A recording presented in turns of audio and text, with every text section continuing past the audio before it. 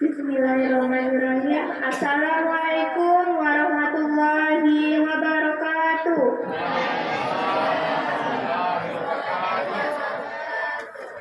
Alhamdulillahirabbil alamin. Wassalatu wassalamu ala asyrofil anbiya'i wal mursalin wa ala alihi wa sahbihi rasulillahi ajmain. Amma ba'du. Puji dan syukur kita ucapkan atas kehadiran Allah Subhanahu wa Ta'ala, yang mana pada malam hari ini kita semua bisa berkumpul di Mushola Anwar untuk memperingati Maulid Nabi besar Muhammad SAW dengan keadaan sehat walafiat. Hadirin yang dimuliakan Allah, marilah kita hancurkan salawat dan salam kepada Nabi besar Muhammad SAW dengan mengucapkan Allahumma sholli ala Sayyidina Muhammad wa ala ali Sayyidina Muhammad.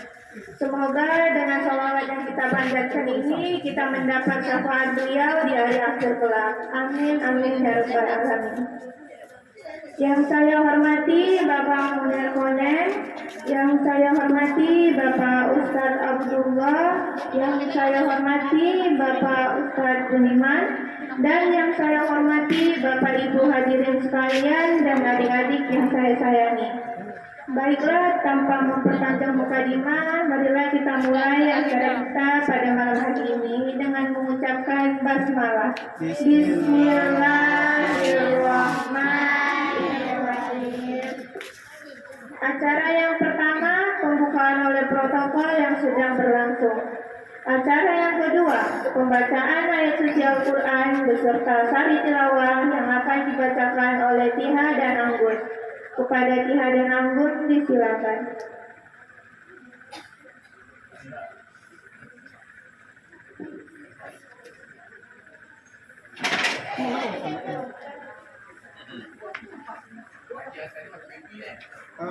Sampai mereka ni. Live ni. Betul, ada TV yang budak ni. Juga tak? Orang ada yang maju Quran dulu, yang maju biasa diri. Yang tak tahu diri. Orang diri orang dulu. Yang maju Quran dulu. Tiha beri Tiha sampingnya. Itu. Ya. Senyum-senyum bila aku senyum. Aku mana tengok apa benda. Action. Ada. Betul. Okey. Assalamualaikum warahmatullahi wabarakatuh. Waalaikumsalam warahmatullahi wabarakatuh. A'udzu billahi minasy syaithanir rajim. Bismillahirrahmanirrahim. Wa ma Muhammadun illa rasul qad khalat min qablihi rusul afa imma ta'aw qutilan qalabtum ala aqabikum wa man yanqalib ala aqibaihi falan yadurrullaha syai'a wa sayajzillahu syakirin wa ma kana li nafsin an tamuta illa biiznillah an tamuta illa biiznillah kitabun muajjala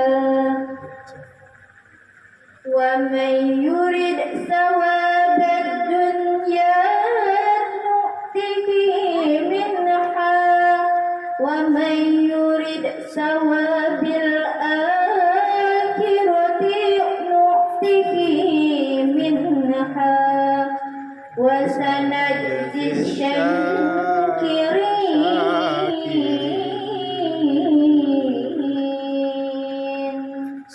صدق الله العظيم.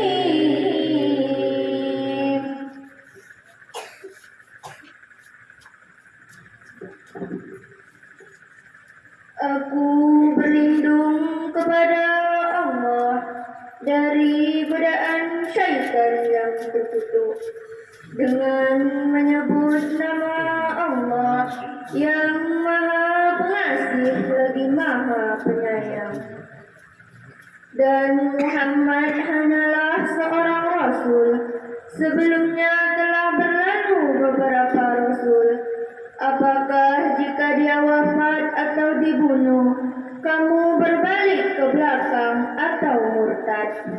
Barang siapa berbalik ke belakang, maka ia tidak akan merugikan Allah sedikit pun. Allah akan memberikan balasan kepada orang yang bersyukur. Dan setiap yang bernyawa tidak akan mati kecuali dengan izin Allah sebagai ketetapan yang telah ditentukan waktunya. Barang siapa menghendaki pahala dunia, niscaya kami berikan kepadanya pahala dunia itu. Dan barang siapa menghendaki pahala akhirat, kami berikan pula kepadanya pahala akhirat itu. Dan kami akan memberi balasan kepada orang-orang yang bersyukur. Maha benar Allah dengan segala firman-Nya. Wassalamualaikum warahmatullahi wabarakatuh. Waalaikumsalam warahmatullahi wabarakatuh. Terima kasih kepada Kiha dan Anggun yang sudah membacakan ayat suci Al-Quran beserta sari tilawah. Acara selanjutnya yaitu pembacaan sholawat yang akan dipimpin oleh Siti dan Tasya. Kepada Siti dan Tasya dipersilahkan. Hadirin dimohon untuk berdiri.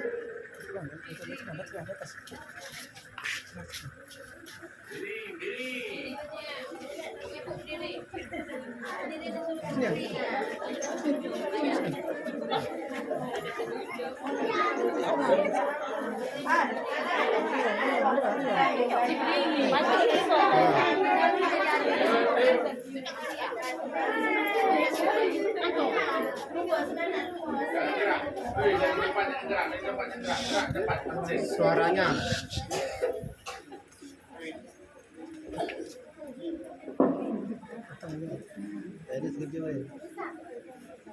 Kalau yang hafal boleh ikut semuanya ya. Yo. Allahumma salli ala sayyidina Muhammadin fil qulubi wa niwaiha wa afiyati abdani wa shifaiha wa nuril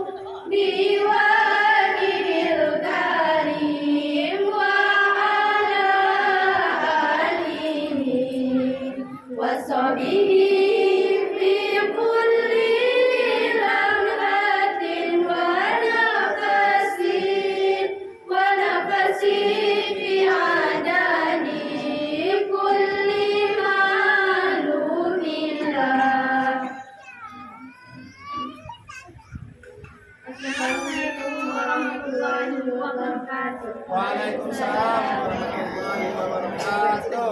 Hadirin dipersilakan duduk kembali. Terima kasih kepada Siti dan Tasya. Acara selanjutnya yaitu kata sambutan dari Bapak Munir Konek. Kepada Pak Munir disilakan.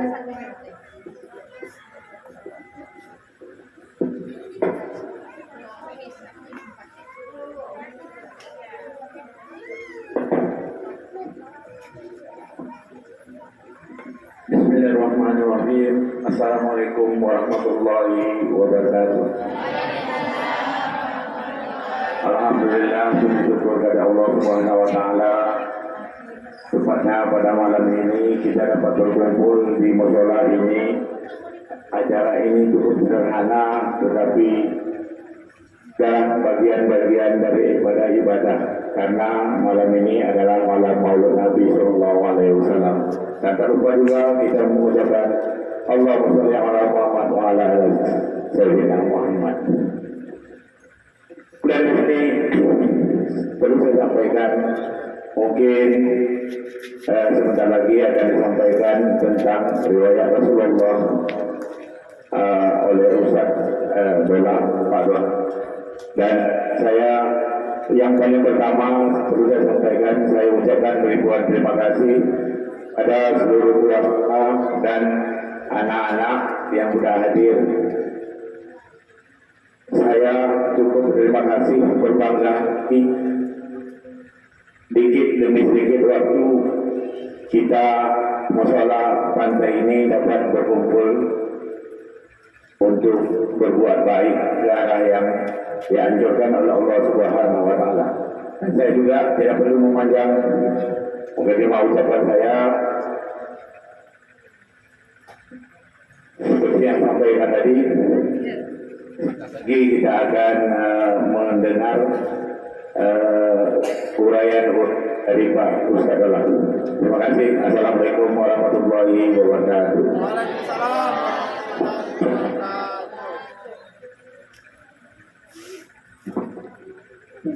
Terima kasih kepada Bapak Munir. Acara selanjutnya yaitu ceramah agama peringatan Maulid Nabi Muhammad SAW sekaligus doa yang akan disampaikan oleh Bapak Ustadz Abdullah.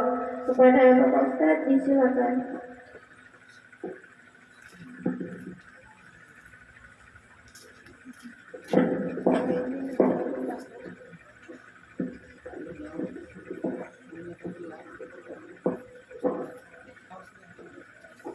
Assalamualaikum warahmatullahi taala wabarakatuh. Waalaikumsalam warahmatullahi wabarakatuh.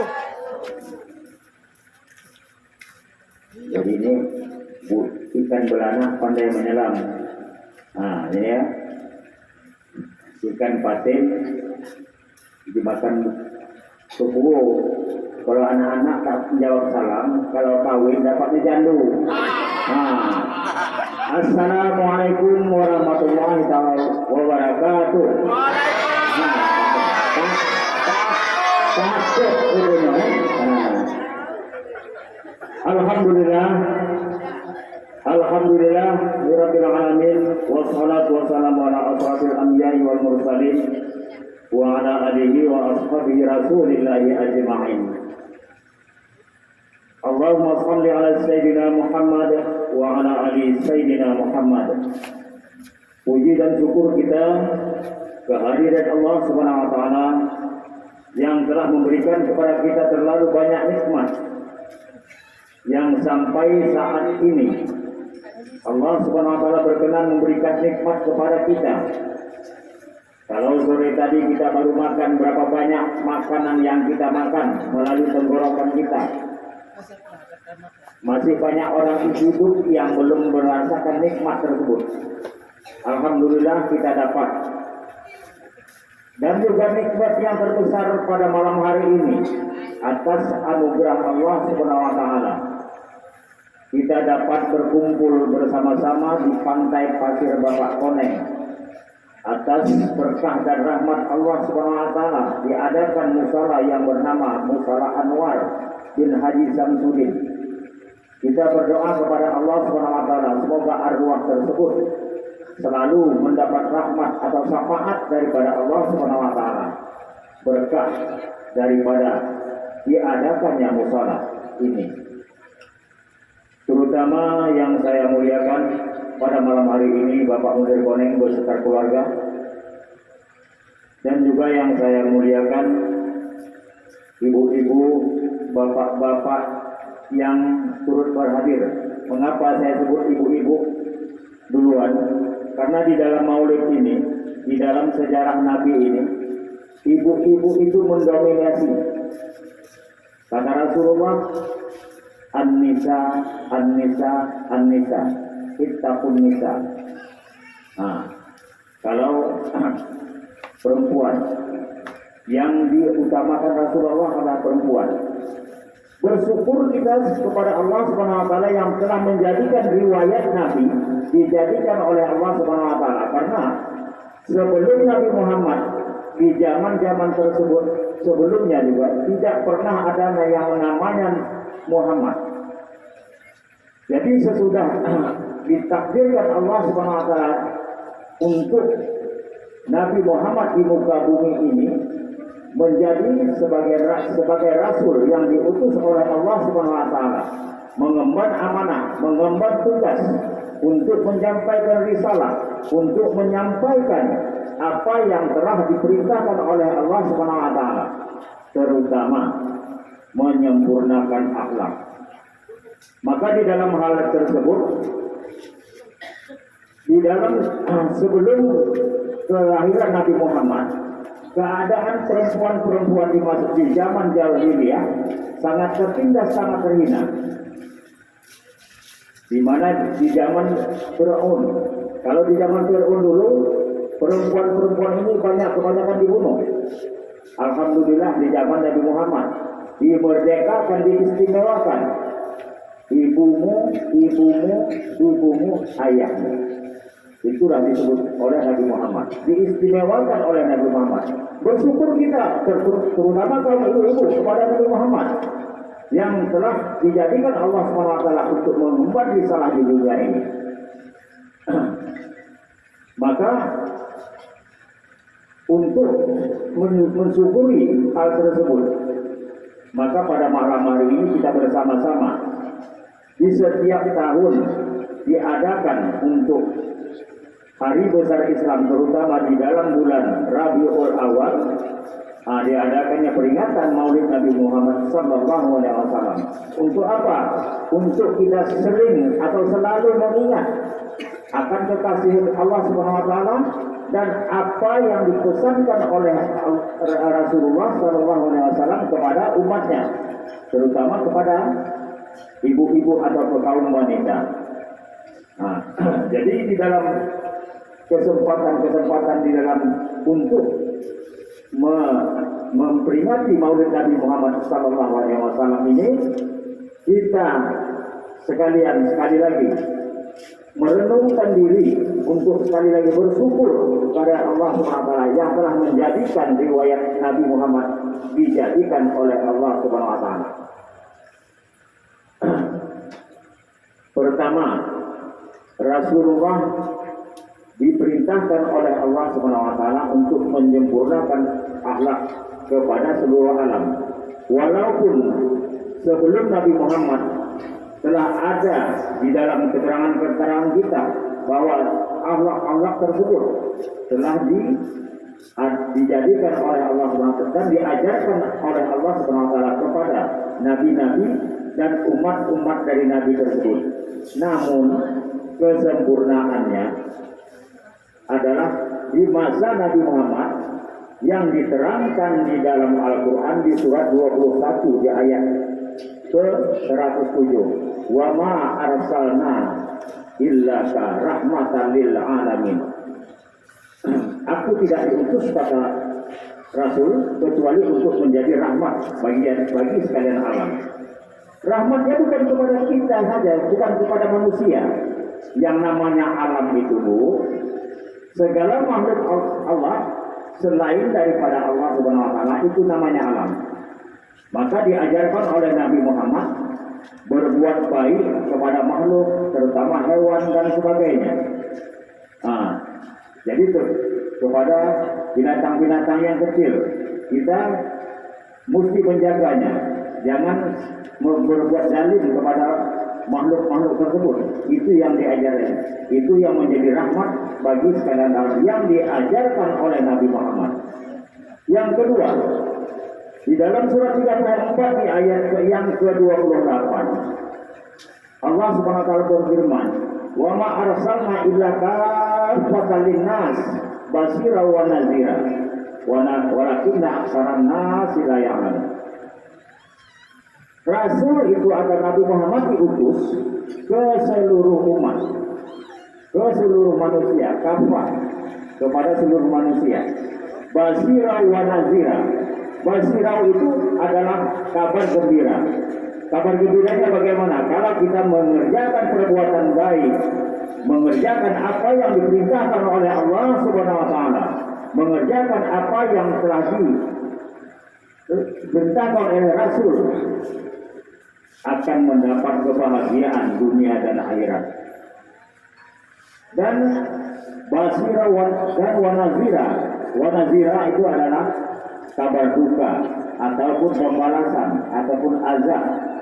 Apabila kita menentang dari perintah Allah dan Rasul, maka basira yang akan kita dapat ataupun bahaya ataupun malapetaka istilahnya. Jadi terutama kepada kita yang ada di dunia ini yang diperintahkan oleh Rasulullah Sallallahu Alaihi Wasallam melalui Allah Subhanahu Wa Taala adalah pertama di dalam kehidupan berbuat baik kepada sesudah Allah dan Rasul, berbuat baik kepada ibu bapa. Jadi bagi kita bagi saudara atau ibu-ibu yang mempunyai atau terutama anak-anak yang mempunyai ibu bapa, jangan pernah mendurhaka ibu bapa, jangan pernah melawan kepada ibu bapa. Itulah yang diajarkan oleh Rasul.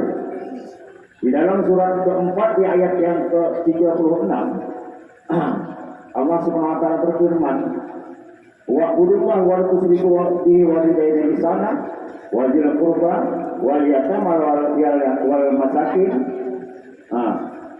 wal jaril qurba wal jaril junub." Allah SWT mengatakan, beribadahlah kamu, berbuat baik kepada Allah dan Rasul. Sembahlah Allah dan Rasul. Berbuatlah baik kepada ibu bapa, anak yatim, kaum kerabat, orang miskin. Jadi itu yang diajarkan oleh Rasulullah SAW selaku dia diperintahkan oleh Allah SWT untuk membawa risalah ke dunia ini.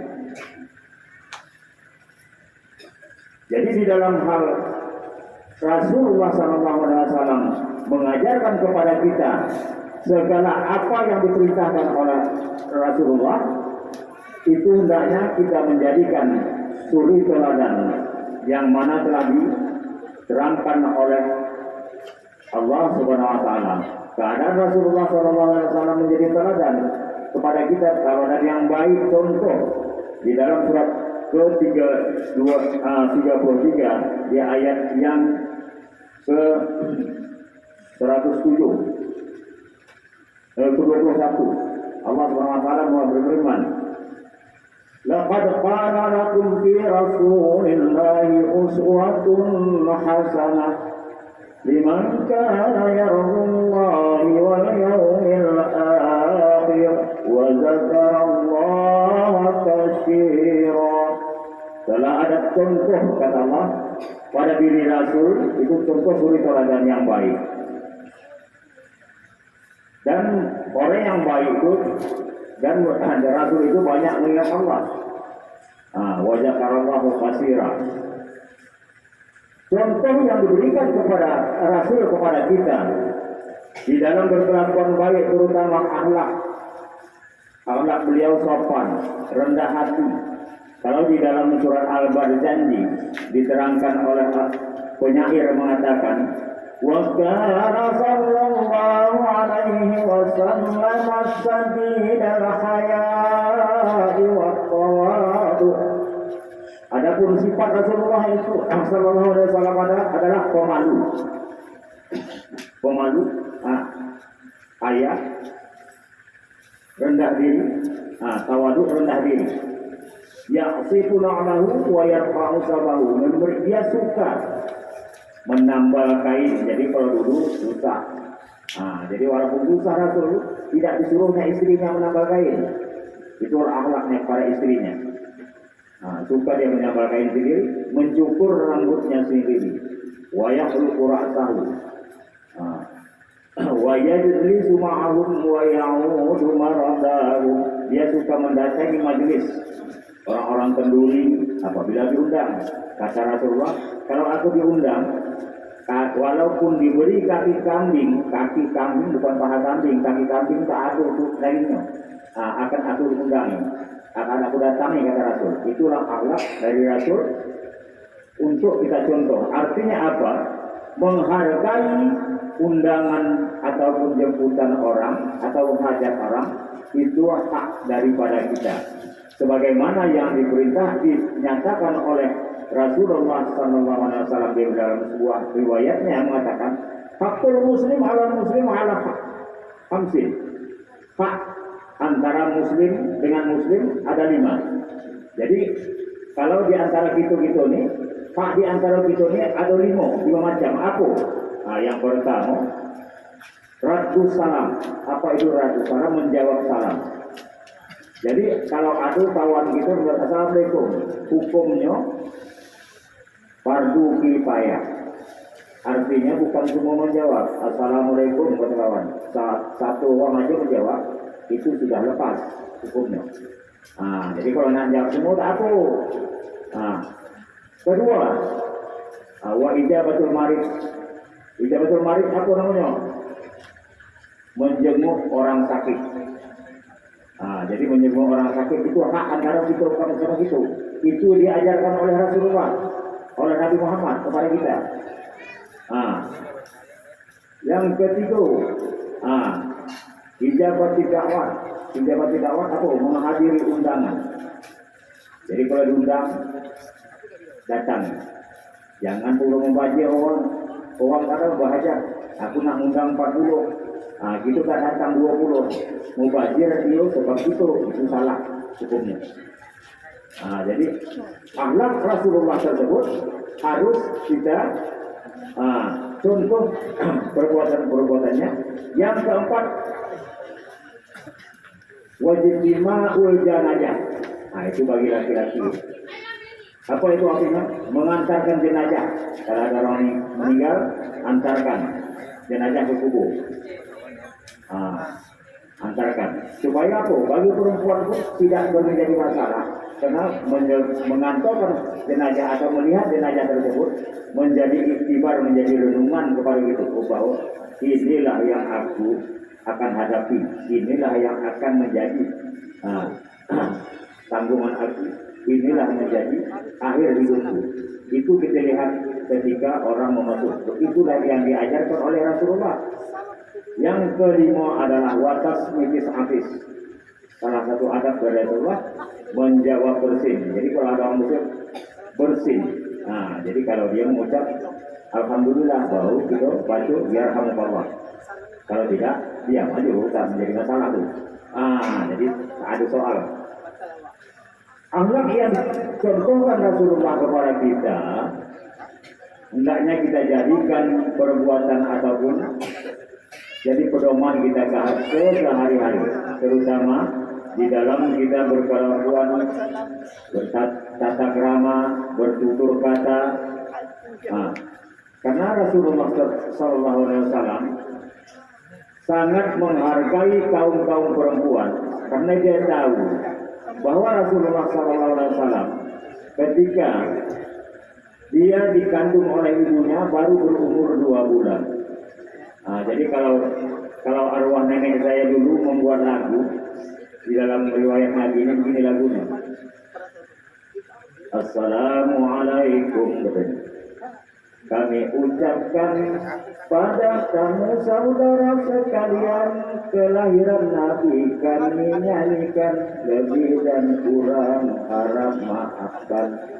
Alhamdulillah kita ucapkan riwayat Nabi dijadikan Tuhan 2 bulan dalam kandungan.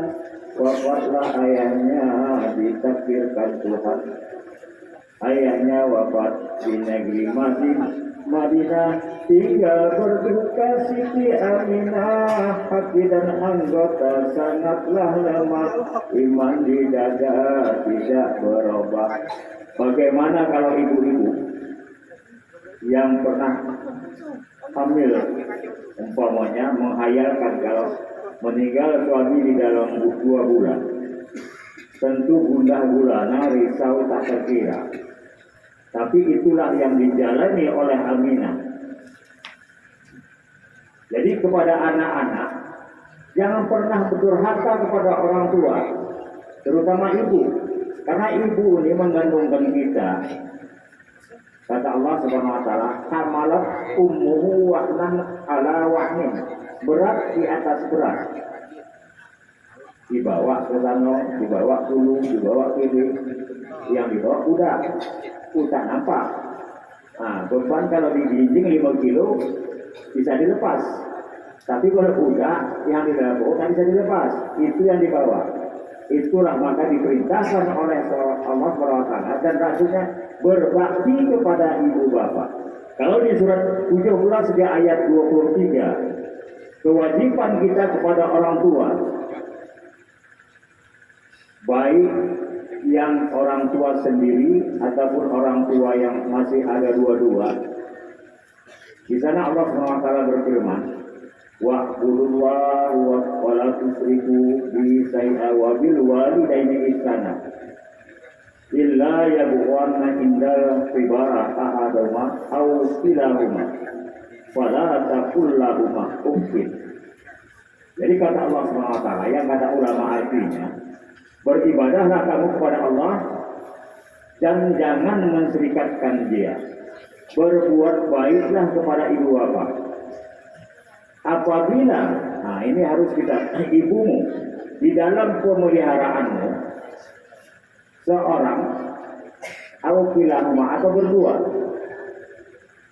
udah dia lanjut. Nah di dalam pemeliharaan kita, orang tua itu sudah lanjut. Karena maaf cakapnya orang tua ini kan, kalau di surat Yasin itu kan, waman mu'amirhu nudat buat aliyah wa nafimah waman mu'amirhu nafisu biar makil apalah itu. Barang siapa yang kami panjangkan umurnya, kan?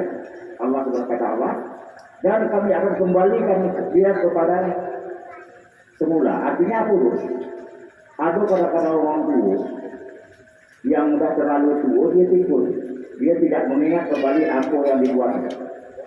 Nah, itu yang masuk surat Yasin di ayat yang ke-60.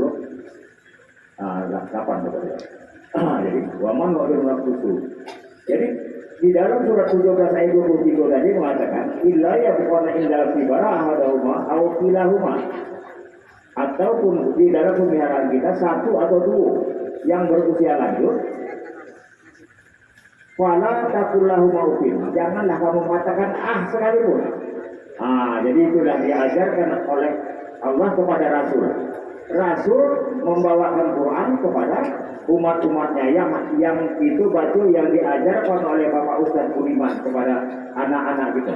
Karena bersyukurlah kita kepada Bapak Ustaz Budiman yang telah mendidik anak dari tak tahu alif bata sampai tahu membaca Al-Quran. Itu tanggung jawab yang besar. Mungkin kita sebagai orang tua pun belum tentu sanggup demikian. Jadi kalau dia tahu dengan hal tersebut sampai dia mengerti nanti akan pahamnya apa kata Allah Subhanahu wa taala, akan memberikan mahkota kepada orang tuanya. Jadi berusahalah kita terutama ibu-ibu, bapak-bapak yang telah mendidikkan anaknya kepada Bapak Ustaz Budiman supaya anak ini nanti menjadi pembaca ataupun orang yang membaca Quran paham, mengerti dan paham, dan selalu mendoakan ibu bapaknya. Insya Allah mudah-mudahan janji Allah tersebut akan memberikan mahkota. Apa maksudnya? Bukan mahkota kerajaan, tetapi kehormatan orang tua. Itulah maksudnya. Jadi kalau anak itu orang yang elok, orang yang saleh, orang tidak akan mau mengecap, tidak akan mau mencemoohkan, ini aneh, mendoakan pun mungkin lebih pantas lagi. Tapi kalau anak gitu, mohon maaf, yang tuang itu orang tidak akan mau mendoakan, bahkan mungkin sering mengatui kepada itu orang tuanya yang gini, itu salahnya. Jadi kepada anak-anak, kalau seandainya membantu belajar kepada Bapak Ustaz Budiman betul-betul datang ke musola nih, jangan cakap orang tua nanti.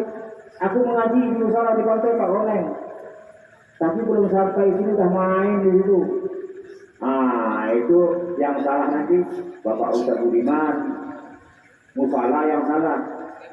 Jadi orang tua itu tinggal laporan rumah ngaji, rupanya kita main, jangan ngaji loh. Menopok berdosa semua tuh. Artinya ilmu yang kita tuntut nanti tidak akan menjadi berkah kepada kita. Apalagi mendapat.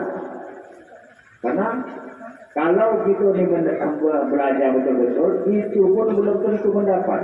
Apalagi kadang-kadang main-main. Jadi pada anak-anak itu, dan kalau datang ke musola ini nak belajar, datang betul-betul. Kalau tidak, jangan kata kepada orang tua, aku belajar, aku nak ngaji. Ibu-ibu, bapak-bapak yang saya muliakan, risalah Nabi Muhammad SAW semenjak lahir yang diterangkan tadi berusia 2 bulan di dalam kandungan. Maka setelah beberapa bulan, kalau di surat Walam Matamami di dalam berjanji itu tersebut, kehormatan kepada Nabi Muhammad ketika lahirnya sangat istimewa. Istimewanya apa? Diterangkan di dalam syair tersebut. Walamma tamma min hamlihi 'ala ar-rajih 9 ashhurin qamariyah wa ana lil zamani aynan dariya anhu sada hadara ummahu lailata maulidi asiyah. Ini istimewanya. Jadi ketika Nabi Muhammad dikandung oleh ibunya, Siti Aminah sudah sampai untuk melahirkan.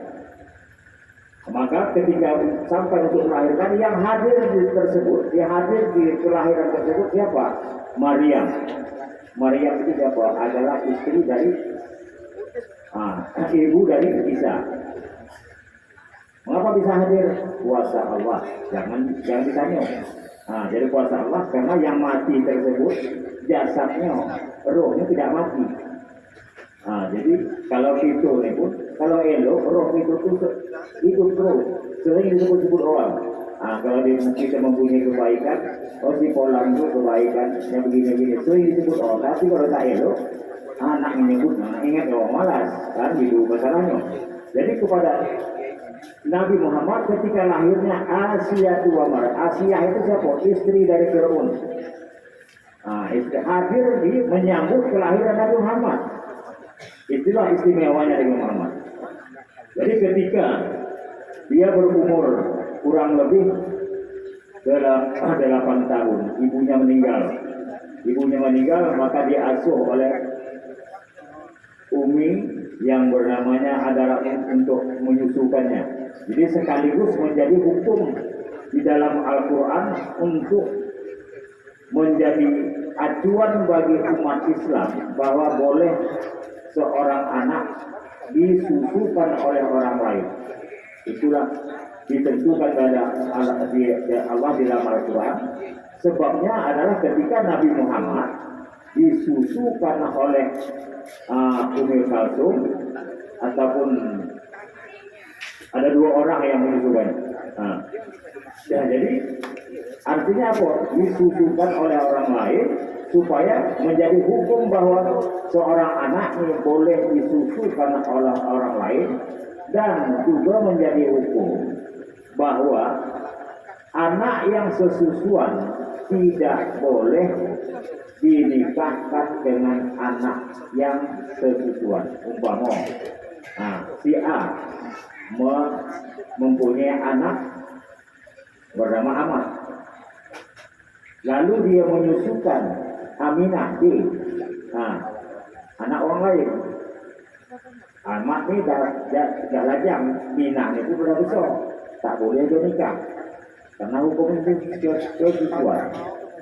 Jadi banyak hukumnya di antara kelahiran tersebut menjadi acuan kepada kita yang diterangkan oleh Allah Subhanahu wa taala di dalam Al-Qur'an.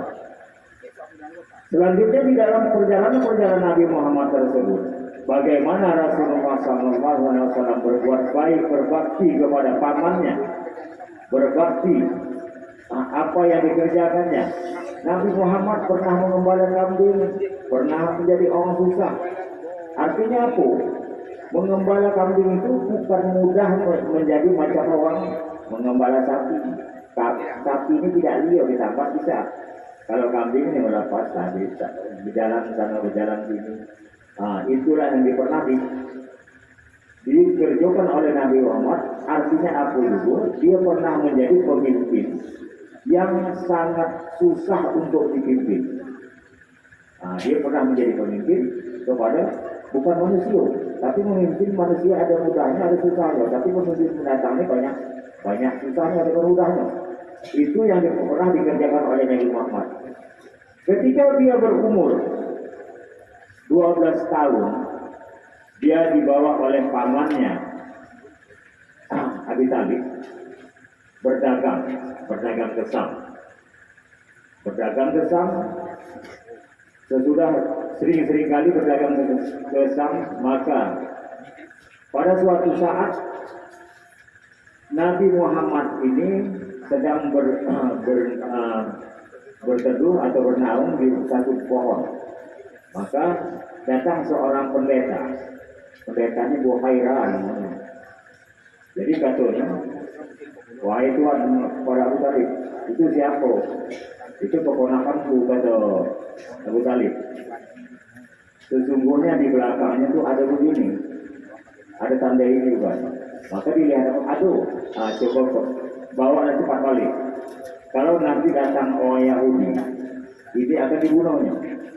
Kata Buhairah ini adalah nabi akhir zaman. Itu sekaligus juga menjadi acuan, menjadi keterangan di dalam Al-Quran mengenai hal manusia ataupun nabi dahulu mengetahui bahwa akan lahir nabi akhir zaman yang namanya Muhammad. Di dalam Al-Quran di surat Al-Baqarah di ayat yang ke-120 kalau tidak salah. Innal ladzina atainahumul kitab ya'rifunahu kama ya'rifuna abna'ahum.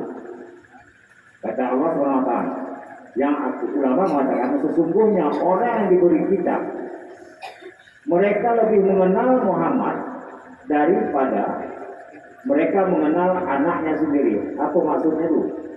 Maksudnya orang yang diberi kitab dulu, kitab apa pertama? Taurat, Zabur, Injil. Di dalam Injil sebelum Quran ada Injil itu menerangkan keterangan Nabi Muhammad. Jadi keterangan di dalam Injil itu menerangkan bahwa akan lahir seorang nabi pengganti Isa. Kata Isa, akan ada seorang penggantiku namanya Ahmad. Itu maka di dalam Quran nama Nabi Muhammad hanya 4 kali yang disebut. 3 kali Muhammad, 1 kali Ahmad. Banyak nabi-nabi lain, tapi kalau Muhammad hanya 4. Itu kata Isa, sesudah aku ada penggantiku namanya Ahmad. Jadi ketika sesudah dibawa oleh pamannya kembali ke Mekah, maka berangsur-angsurlah Nabi Muhammad menjadi dewasa. Nabi Muhammad menjadi dewasa ketika dia berumur 15 tahun. Dia pernah menjadi hakim. Hakim itu apa? Hakim itu artinya pemimpin awalnya bijaksana. Di waktu dulu, di waktu kejadiannya itu dia menjadi hakim tersebut. Pada ketika itu, Ka'bah ini sedang direnovasi menurut sejarah. Jadi menurut sejarah Ka'bah direnovasi, maka diturunkanlah batu Hajar al-Aswad. Diturunkan batu Hajar al-Aswad. Sesudah Ka'bah diperbaiki, waktu hendak meletakkan batu Hajar al-Aswad ini, pemuka-pemuka Quraisy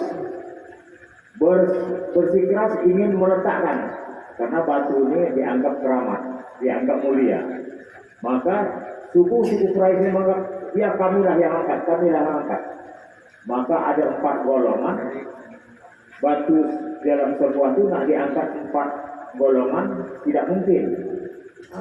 Maka bermusyawarah mereka yang 4 golongan.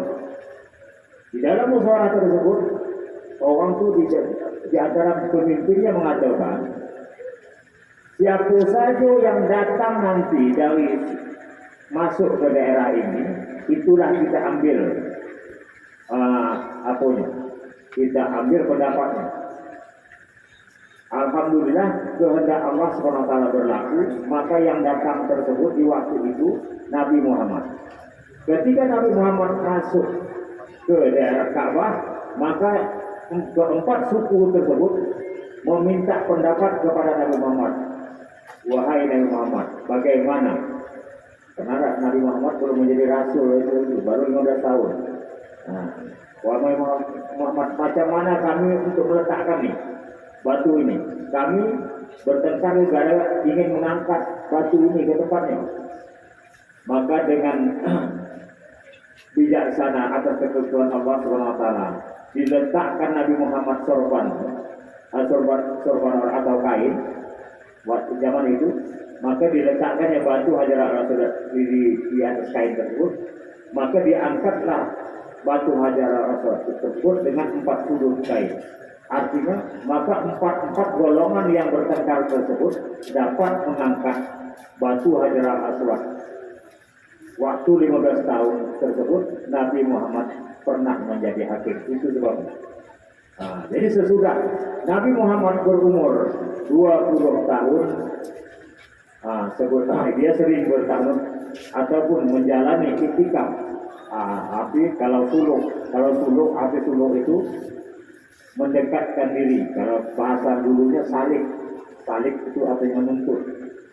Jadi kalau suluk atau menyendiri. Kalau suluk di silam atau di dalam keranggu itulah suluk atau itulah kepada Allah kepada Taala, mengingat kepada Allah Taala dengan diam sendiri, itu suluk namanya. Tapi kalau bahasa apanya salih.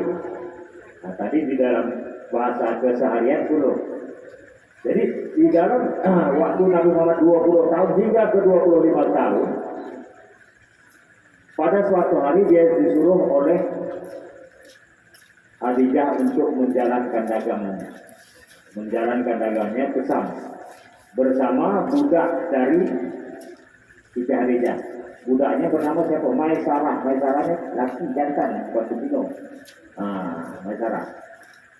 Maka sesudah diperdagangkan oleh Nabi Muhammad kain-kain Siti Khadijah ini, maka berlipat ganda untungnya. Memang tukang kain untungnya kan berlipat, tapi bukan arti berlipat gitu kan, tapi berlipat memang dapat untung. Alhamdulillah yang keberkatan Nabi Muhammad berlipat ganda untung yang didapat oleh Siti Khadijah. Dengan berhari-hari, dengan berlama-lama, pada suatu hari, pendek itu menurut riwayat, karena di rumah Siti Khadijah ini bertingkat tinggi, bertingkat lah, 2 tingkat lah. Duduk di atas pohonnya. Kalau mau dilihatnya, si Maisarah ini dengan Nabi Muhammad balik dengan membawa dagangan yang tidak ada lagi bawa habis. Maka dengan tak macam mana dia sangat senangnya, dia melamarkan dirinya supaya dinikahi oleh Nabi Muhammad. Maka dipintanya kepada pamannya Maisarah untuk melaporkannya. Maka dengan ketentuan Allah Subhanahu Wa Taala, terjadilah pernikahan tersebut yang mendapat beberapa anak. Dari anak ternama Hindun, ada 4 orang anak. Jadi di dalam perjalanan Nabi Muhammad tersebut bersama Siti Khadijah, kekompakan suami dan istri, sehingga apa yang dikatakan oleh Muhammad, Siti Khadijah ini tidak pernah melawan. Sehingga artinya itu kerukunan di dalam rumah tangga itulah yang diteladani oleh Rasulullah kepada umat Islam, terutama kaum ibu-ibu, untuk sering taat kepada suami. Nah, jangan melawan kepada suami, jangan membantah kepada suami, sekaligus menjadi hukum di dalam Al-Quran. Apa hukumnya kalau tak taat kepada suami atau melawan kepada suami? Di dalam surat An-Nisa ada hukum nusuk. Hukum nusuk itu macam mana? Seorang perempuan, mohon ibu-ibu mohon maaf, sambil kita mengaji di dalam hal ini. Seorang perempuan yang mempunyai suami, apabila dia berpergian tanpa izin atau reda suami, itu hukumnya bisa dikatakan nusuk. Nusuk ini macam mana? Hukum boleh dicerai, boleh tidak. Nah, karena hukum cerai itu ada 5, jaiz, wajib, sunat, makruh, haram. Jadi kalau nusuk ini namanya hukumnya antara makruh dan sunat. Nah, kalau seandainya dia diperingatkan tak mau juga, itu sunat hukum jadi cerai. Jadi berhati-hati kepada ibu untuk meninggalkan suami. Jadi kalau nak begitu minta izin beritahu dulu. Kotamu jangan gaduh, jangan risau. Itu harus bilang An-Nisa ayat ke-50 lebih. Jadi masalah hukum nusuk tersebut itulah kerukunan di dalam rumah tangga Rasulullah SAW, sehingga kalau Rasulullah SAW tersebut di dalam perempuannya yang beberapa orang itu dia membuat undian. Kalau artinya jujurnya, kalau aku nak ke sana, buat undian, cabut undian, aku nih sana. Sementara istrinya sangat menghormati apa yang telah diperintahkan diterangkan oleh Rasul. Jadi kalau contoh dari Nabi Muhammad kepada umat manusia, terutama ibu-ibu, itulah sangat membekas, sangat harus wajib dihargai pengorbanan yang telah diperjuangkan oleh Nabi Muhammad untuk menghormati ibu-ibu. Karena sekali lagi apa yang dipesankan waktu nak mati pun kalau meninggal Nabi Muhammad atau itu karena sesudah dia sekaratul maut, nak sekaratul maut datang malaikat pertama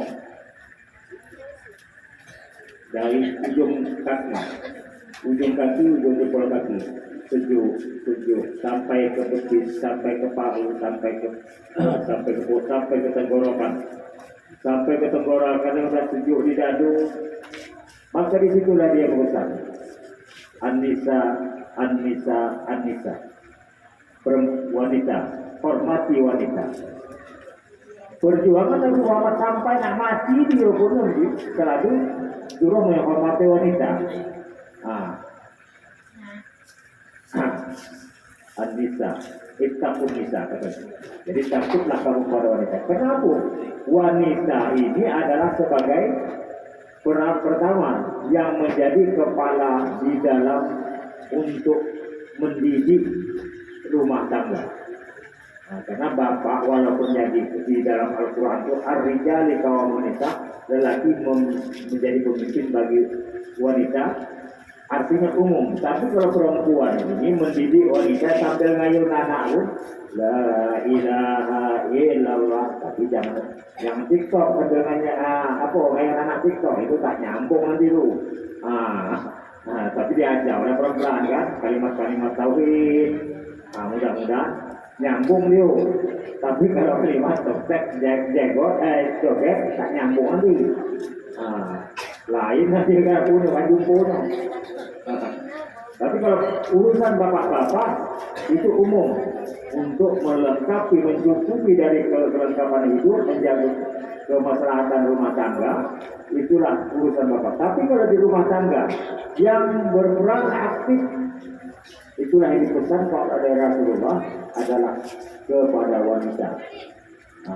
Karena dari mulai mengandung sampai melahirkan, sahid umma, sampai dua menyapihnya 2 bulan. Karena banyak ayat di dalam Al-Quran itu masalah hukum mengandung ibu-ibu ini sampai 2 bulan, sampai 2 tahun. Nah, menyampainya artinya apa tuh? Tanggung jawab ibu-ibu ini mendidik anaknya di dalam dari mulai mengandung sampai 2 tahun. Nah, kalau bapak-bapak tak dulu. Nah, kadang kalau ibu-ibu ini tahu, tapi boleh kalau nyanyi, kalau di dalam nyanyi kasidah itu apa? Nah, di dalam nyanyi, kalau orang bana itu apa? Nah, burung dara itu. Kalau burung dara itu apa? Nah, jika ia sedang menangis kerja bunda ia tinggalkan. Nah, segera menimang anak yang manis. Nah, badan yang lelah ia tahankan. Nah, kadang anak yang begitu bagaimana? Bangun nak makan kata anak. Ada tinggal makan. Anak dulu. Itulah pengorbanan dari ibu-ibu. Nah, jadi kalau kepada anak-anak jangan pernah sekali kepada ibu. Nah, jadi ibu buka HP untuk rumah. Ina, Ipa, kedai Ahmad, aku sedapnya TikTok ni mak. Apa ni? Jangan yuk. Apalagi kita kelihatan membaca Quran. Orang yang membaca Quran apabila mendurhakai tersebut, maka Allah Subhanahu wa taala melaknat. Di surat An-Nisa, kalau tak silap saya, di ayat yang ke-40. Allah Subhanahu wa taala berfirman, "Innal ladzina kafaru bi ayatina wastakbaru anha la tufattahu abwaabas samaa'i wal ardh wa la yadkhuluna al-jannah hatta yazal jamilu minal qiyam." Yang artinya menurut ulama, orang yang merustai ayat kami, kata Allah, pahamnya, artinya, siapa ada orang Islam yang mendustakan Quran? Tidak ada. Paham mendustakan ayat itu artinya, kita baca tapi kita tidak indahkan, tidak, itu takuti, itu arti mendustakan. Wastakbaru, arti apa yang menyombongkan diri? Tak takut, tak apa-apa. Pemelawan kita apa-apa. Wastakbaru anha, la tufattahu abwaabas sama', tidak akan dibukakan pintu-pintu langit, kata Allah SWT. Apa pahamnya itu? Pahamnya, tidak akan dibukakan pintu langit, tidak pernah diterima taubat. Sembahyanglah lepuk batu. Mengaji dan nak buat sekaligus. Takkan ada.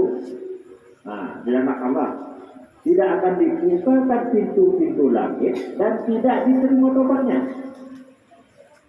Tidak pula bisa masuk surga kecuali bisa masuk surga kata Allah, kecuali unta bisa masuk lubang jarum. Mungkin kalau unta masuk lubang jarum, jari bisa masuk menang lubang jarum payah, apalagi unta. Jadi mendustakan ayat Allah tersebut bukan dengan kita bukan Quran, bukan itu pahamnya. Kita tidak menjago atau tidak mengindahkan ayatnya atau apa-apa itu nanti tobat, nanti begini, bantah sekali tak aku. Itulah yang membuat itu rugi di dalam belajar. Pernah Pak Ustadz Udi mengajar sampai jam 11 malam kadang-kadang berdiri di sana sini pagi siap. Belajar minat. Tapi awak tidak mengindahkan.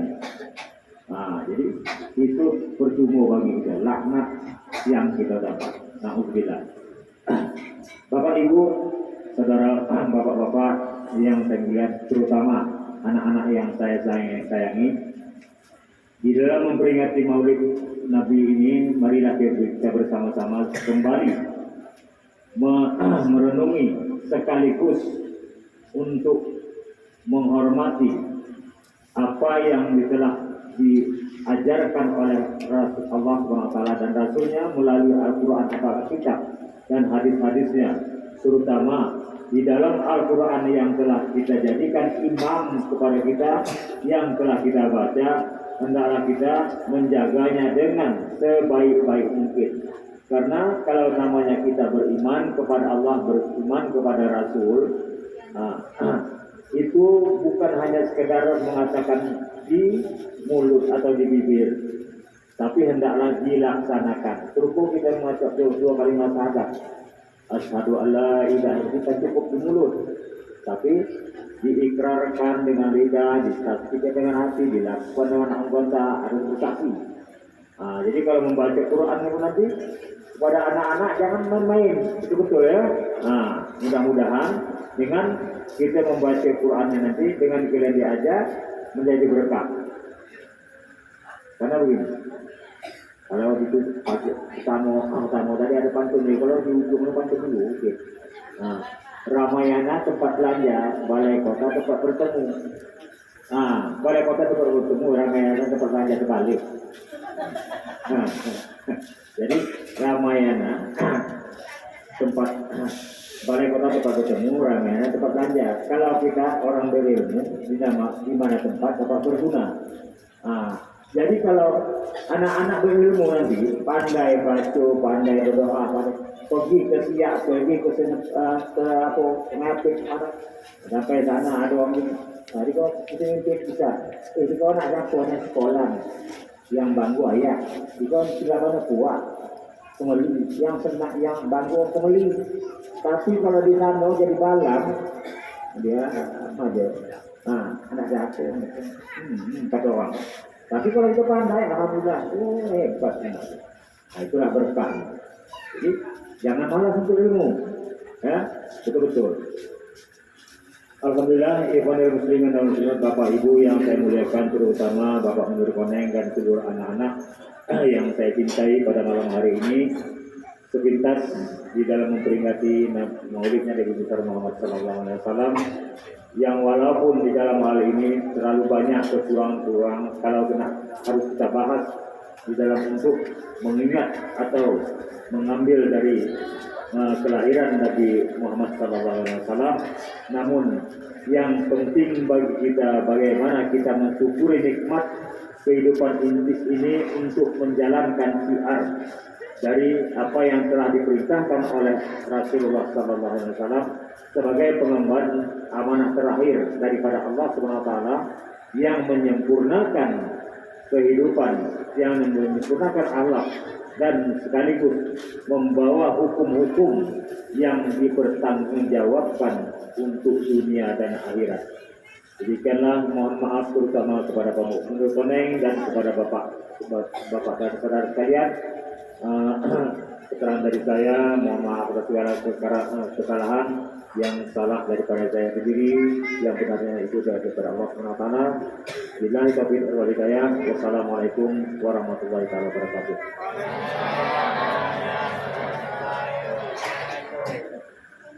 Na'udzubillahi minasyaitonir rajim. Bismillahirrahmanirrahim. Alhamdulillahirabbil alamin wassalatu wassalamu ala asrofil anbiya'i wal mursalin wa ala alihi wa ashabi rasulillahi ajma'in. Assalamu alayka ya Rasulullah. Assalamu alayna wa ala ibadillahi sholihin. Allahumma shalli ala sayyidina Muhammad wa ala ali sayyidina Muhammad. Allahumma shalli wa sallim ala sayyidina Muhammadin ala sayyidina biha min jami'il ahwali wal afat wa taqdir lana ya Allah ya Rahman biha min jami'il haqq wa tutahhiruna biha min jami'is sayyi'at wa tarfa'una biha 'indaka 'ala darajat wa tuballighuna biha sarhayati min jami'il khairati wal hayati wa ba'dal mamat innaka sami'un qaribun mujibud da'wat ya rabbal alamin wa ya qadir. Ya Allah, ya Rahman, ya Rahim. Ya Allah, kami bermohon kepadamu ya Allah. Pada malam hari ini kami memperingati maulid Nabi Muhammad SAW. Semoga apa yang kami perbuat ini ya Allah, Engkau redai ya Allah, menjadi berkah bagi kami ya Allah, menjadi penguat iman kepada kami ya Allah, terutama kepada generasi anak cucu kami ya Allah. Ya Allah, kami bermohon kepadamu ya Allah, kuatkanlah tetapkanlah iman atau keimanan kepada anak cucu kami ya Allah, agar selalu mengingati ya Allah, agar selalu mengikut atau menurut jalan agamamu ya Allah. Ya Allah, kami bermohon kepadamu ya Allah, limpahkanlah rahmatmu kepada kami ya Allah, berkahmu, ampunanmu, kasih sayangmu, pertolonganmu ya Allah, terutama kepada keluarga besar Bapak Menur Koneng dan kepada ini ya Allah. Kami bermohon kepadamu ya Allah, jauhkanlah kami dari segala fitnah, Jauhkanlah kami dari segala mara bahaya. Jadikanlah anak cucu kami ya Allah menjadi anak yang pewaris dari ilmu-ilmu yang Engkau redai ya Allah. Jadikanlah anak cucu kami ya Allah menjadi orang yang berbakti kepada ibu bapa dan kepada nusa dan bangsa, terutama taat kepada ya Allah. Rabbana zalamna anfusana wa illam taghfir lana wa tarhamna lanakunanna minal khasirin. Rabbana atina fid dunya hasanah wa fil akhirati hasanah wa qina azabannar. Walhamdulillahi rabbil alamin. Taqabbalallahu minkum.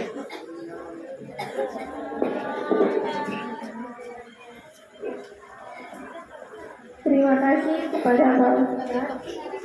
Hadirin yang berbahagia, dengan berakhirnya doa tadi, maka berakhir pula acara Maulid Nabi kita pada malam hari ini.